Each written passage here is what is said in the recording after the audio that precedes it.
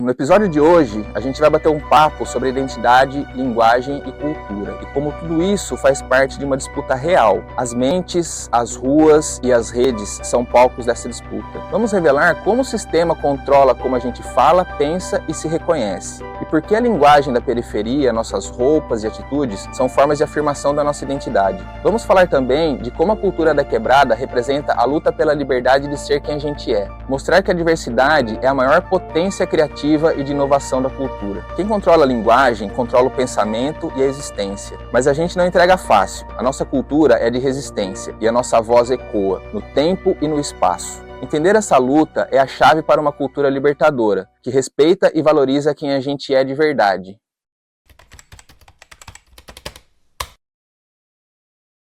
Arte e cultura são as formas pelas quais nós construímos sentido para a realidade.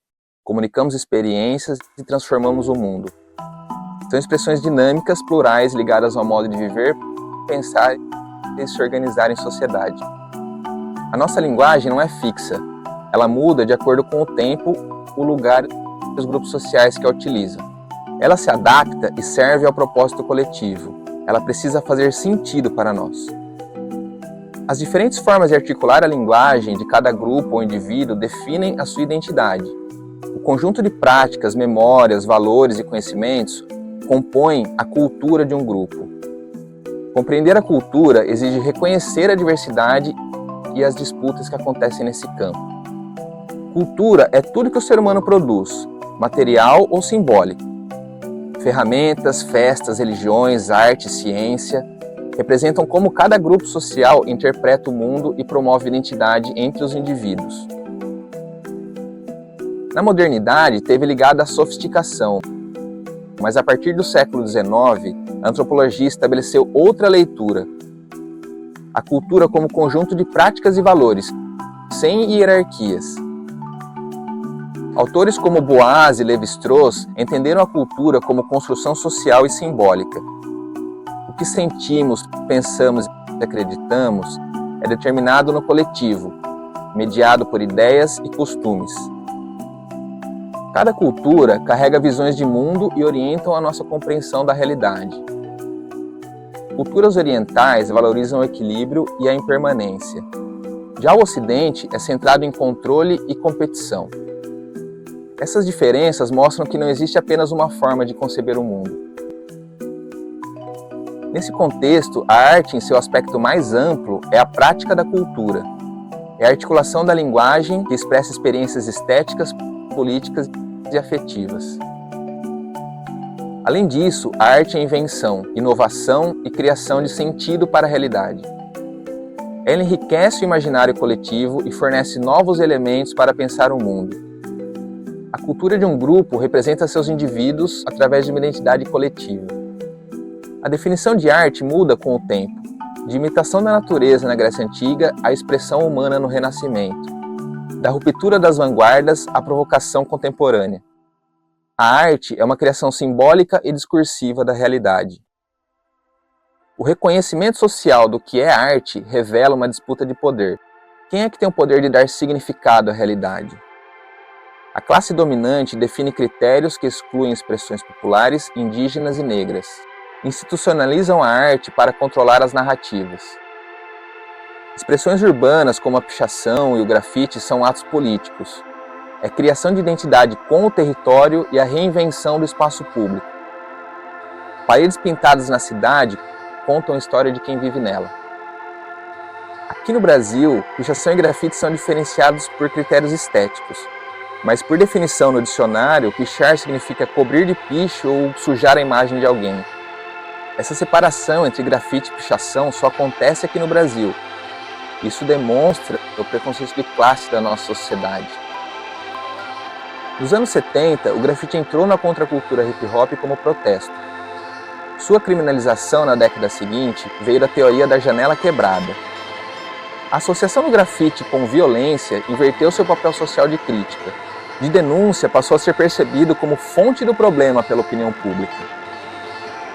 Baudrillard comparou o grafite e a publicidade para quem produz e para quem recebe a mensagem.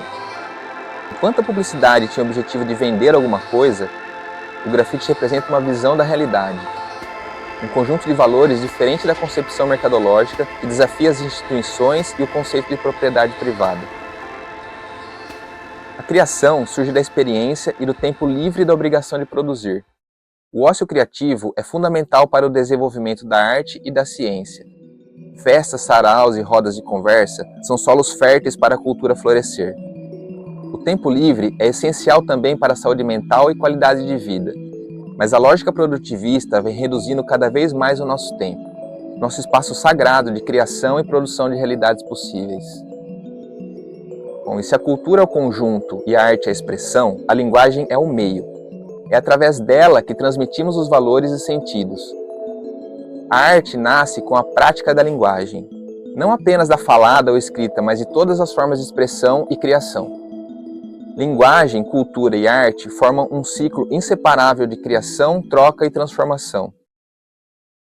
Na mitologia, Tote, Hermes e Mercúrio são os deuses que simbolizam a força criadora da linguagem. Eles estão ligados à comunicação, à inteligência, à escrita, comércio e fazem a conexão entre o mundo físico e o espiritual. Isso revela como a linguagem e a comunicação são estruturantes dentro de uma cultura. A linguagem molda nossas ações, decisões e nossa percepção da realidade. A palavra revela e oculta. Como no mito da deusa Maia, a linguagem é o véu que cobre a realidade. Nosso objetivo aqui é tirar o véu e mostrar que a realidade é muito mais do que podemos perceber. Sócrates defendia o uso consciente da linguagem para conhecer a realidade. Nosso pensamento é estruturado pelo significado das coisas. Sem linguagem, não conseguimos pensar. É uma estrutura invisível como a água para o peixe, onde nossos pensamentos nadam livremente, mas não sobrevivem fora dela. Nas religiões, a linguagem assume formas distintas e são controladas por dogmas. No Islã, por exemplo, evita-se representar seres vivos, pois essa seria uma atribuição divina. Valorizam a palavra, a caligrafia ornamental e padrões geométricos hipnotizantes. No cristianismo, a palavra escrita é central, especialmente para os protestantes. Essa doutrina rejeita a imagem de adoração e considera a escritura o único caminho para a salvação. Como diz o Evangelho de João, no princípio era o Verbo. Isso simboliza o poder da palavra em ação. Na Gênesis, o homem nomeia os animais, mas não conhece o nome de Deus. Nomear significa dominar algo ou alguém. No hinduísmo, Brahman é também conhecido como o inominável. Isso representa os limites da linguagem dentro do mistério da realidade. As incertezas do mundo provocam muito medo no ser humano. A novidade, o desconhecido e o que não está sob seu controle causa muita insegurança. Instintivamente, buscamos compreender a natureza e a realidade que nos cerca, para acalmar nossas ansiedades e amenizar os nossos sofrimentos. Aí surgem os mitos, a arte e a ciência, tentando explicar e dar um sentido à realidade. Nesse processo, criamos rótulos para organizar e classificar o que conhecemos e entendemos do mundo. Isso facilita o nosso raciocínio no dia a dia, quando temos que tomar diversas decisões. Fazemos isso meio que no automático, mas a realidade é muito mais complexa. Precisamos fazer um esforço para conseguir compreender suas nuances. É aí que brotam os preconceitos, na preguiça de pensar. Mas só brotam o que foi plantado, certo? Ampliando isso para a escala social, temos os consensos coletivos, que são a base para a comunicação e a compreensão entre indivíduos. A linguagem é um sistema de símbolos, significados e significantes. Não só falada, mas como é falada, o que é dito e de onde vem a voz. Não é só escrita, mas através da imagem, da roupa, do gesto e do ritmo. Nós criamos símbolos para cada coisa que nos afeta. Classificamos e rotulamos e guardamos no subconsciente. Assim, podemos expressar o que pensamos, sentimos, sabemos e desejamos. Todo esse conjunto de significados do mundo compreendem o nosso imaginário, nosso repertório. É a partir desse imaginário que articulamos nossa linguagem e o nosso raciocínio. A relação de significado que desenvolvemos da realidade corresponde à nossa ideologia. A nossa compreensão de mundo carrega o viés da nossa necessidade objetiva. A nossa criatividade é a capacidade de abstrair a realidade, transformar ela em símbolo e reorganizar o mundo a partir do que produzimos na nossa mente. Nós moldamos a realidade a partir das nossas necessidades, pensamentos e aspirações. Platão, Aristóteles, Santo Agostinho e Hegel, todos pensaram a linguagem como expressão da verdade, da razão e do espírito. Marx inverteu essa lógica. Não é a ideia que cria o mundo, mas a vida material que produz a linguagem e a consciência. Surge daí o materialismo histórico dialético. A linguagem como forma de consciência social, moldada pela base material da vida. A linguagem carrega as estruturas ideológicas de poder, e a ideologia dominante é a ideologia da classe dominante. A linguagem é um campo de disputa simbólica. Não existe discurso neutro. Toda forma de expressão carrega os interesses do interlocutor. Toda visão de mundo representa uma ideologia. No século XX, a linguagem passou a ser reconhecida como produtora de sentido. Ferdinand Saussure mostrou que ela é um sistema de signos. Cada signo une um significante a um significado de forma arbitrária. Essa arbitragem demonstra que nada é fixo nesse processo. Também revela que nossa visão de mundo não é dada de forma objetiva. Ela é construída a partir da linguagem que tanto liberta quanto aprisiona. Assim, a palavra deixa de ser um rótulo e passa a ser uma construção social. Essa relação molda nossa percepção do real. As palavras só têm o significado que conhecemos porque há um acordo coletivo. Foucault mostrou que a linguagem está entrelaçada ao poder. Os discursos moldam sujeitos, saberes e instituições. A linguagem não reflete a realidade, ela a produz. A semiótica de Peirce entende a linguagem como relação entre signo, objeto e interpretante. O significado nunca é fixo, ele muda com a interpretação e o contexto. A semiótica mostra que signos têm múltiplas interpretações, e o que está nas entrelinhas também comunica. A imagem diz mais do que 1000 palavras. A linguagem se organiza em léxico e sintaxe. O léxico é o vocabulário, os elementos que usamos na construção de sentido. A falta de símbolos e palavras no vocabulário limita a existência de ideias e sujeitos. Como no caso do gênero neutro, a luta por nome e pronome é uma luta pela existência. A sintaxe é a estrutura de organização. Ela determina uma hierarquia entre os símbolos. A ordem dá sentido à comunicação. Se a semiótica é a interpretação dos sentidos de acordo com o contexto, a hermenêutica investiga a intenção do interlocutor. A hermenêutica é uma antiga arte que revela a intenção do autor. Com ela, é possível interpretar discursos de forma crítica, especialmente hoje com tanta fake news e manipulação nas mídias. Desde a antiguidade, o discurso é uma forma de ação. Os sofistas sabiam que a palavra convence e manipula. A palavra sofisticado tem origem nesses caras. Platão e Aristóteles buscavam usá-la para o bem comum. Hoje, as redes sociais e a publicidade ampliam seu poder. Antes, a informação era escassa. Hoje, somos afogados em conteúdos que não dizem nada. Mas como eu falei, se a gente não fizer um esforço para olhar de fora, a gente vai reproduzir padrões e preconceitos. Nós nos conformamos com a linguagem estabelecida. Assim, ela deixa de ser libertadora e se torna opressora. O silêncio também significa e comunica muita coisa. Paulo Freire nos mostrou que alfabetizar é politizar.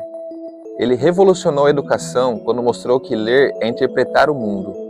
Antes do alfabeto, já compreendemos os sinais e as relações estabelecidas. Em 1963, Freire alfabetizou 40 trabalhadores em apenas um dia. Naquela época, os analfabetos não podiam votar, e isso garantiu a esses trabalhadores o direito ao voto. Isso foi um ato subversivo, motivo pelo qual foi exilado durante a ditadura empresarial militar no Brasil. Ler o mundo é o primeiro passo para mudá-lo. Como mostrou Carolina Maria de Jesus, até no papelão tem poesia. Platão ensinou que só nos libertamos das sombras da ignorância se aprendemos a pensar e escutar com profundidade. A linguagem não é só o que dizemos, mas o mundo que podemos construir a partir do que dizemos. A psicanálise revelou como o inconsciente se manifesta na linguagem. Freud via no silêncio e no ato falho uma expressão de desejos ocultos. Para Lacan, o inconsciente é estruturado como linguagem. O desejo humano é o que a palavra não traduz. O real está além do que pode ser descrito. Em sua teoria, Lacan reconhece 3 aspectos da experiência humana: o imaginário, que é o mundo das imagens, ilustrações e identificações; o simbólico, que é o mundo da linguagem, da lei e da cultura; e o real, aquilo que não pode ser dito, representado ou entendido.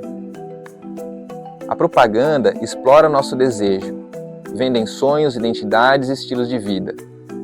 Ela usa signos para manipular o inconsciente coletivo e sustentar o sistema capitalista.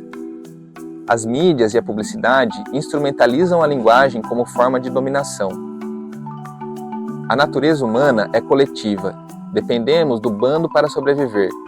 A nossa necessidade de pertencimento a um espaço, de ser aceito em um grupo, condiciona nossas posturas, nossas ações e as nossas decisões. Esse nosso instinto coletivo é explorado pelas marcas de produtos em campanhas de marketing. Formatam nossos gostos, sequestram nossa identidade e condicionam nosso desejo. Nessa mesma lógica, ideias que são muito repetidas se tornam consenso, mas temos que ficar espertos. Frases feitas como política é coisa de ladrão servem para afastar o povo do debate público. A política é a organização da vida coletiva. Quem se afasta dela entrega a vida aos verdadeiros bandidos. Na política não há espaço vazio. Se não for a gente, alguém vai ocupar no nosso lugar. A palavra idiota do grego representa aquele que não participa da vida pública.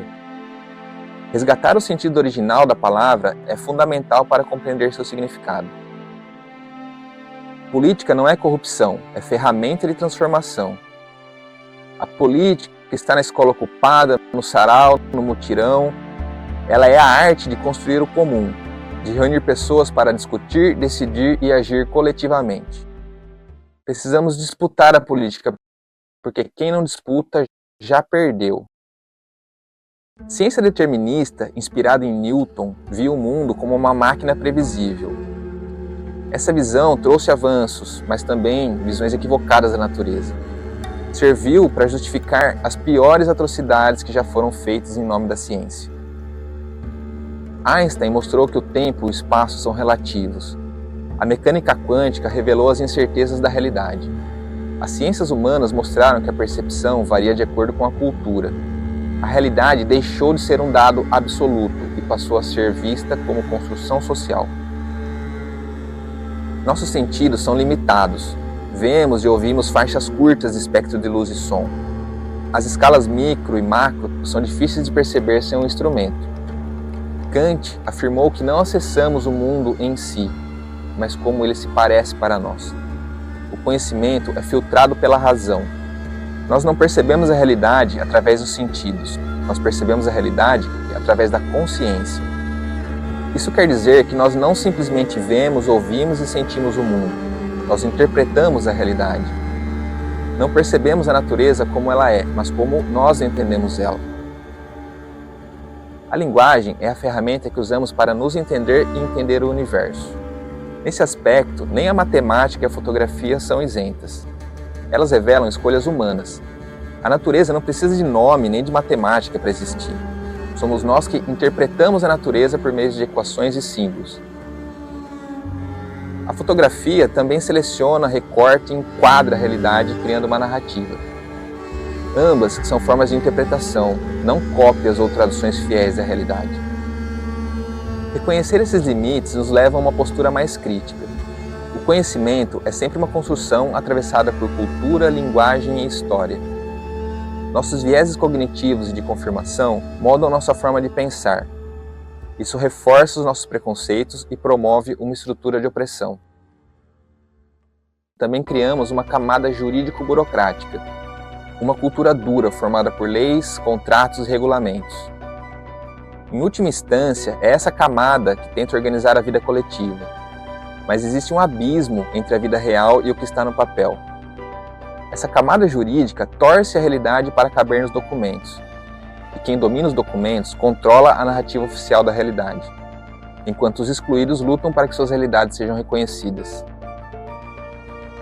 Na era digital, memes, vídeos e algoritmos disputam a verdade. A linguagem vira uma arma, nossa consciência vira um campo de batalha. Precisamos usá-la para empoderar e libertar, não para manipular e oprimir. Educar para a linguagem crítica é formar cidadãos capazes de resistir à opressão e criar outros mundos possíveis. O mundo que queremos começa pela palavra que dizemos. Convido vocês para assistir ao próximo episódio dessa série, onde a gente vai continuar falando de cultura, organização, arte e política, com aquele olhar afiado que só artista tem, hein? Se curtiu esse episódio, deixa o like e se inscreva no canal. Comente aqui embaixo o que você achou e se quer saber mais sobre algum assunto que falamos. Compartilhe esse vídeo com quem você acha que vai curtir esse papo, ajude a fortalecer essa ideia porque juntos somos mais fortes. Por hoje é só, muito obrigado pela sua atenção e até a próxima.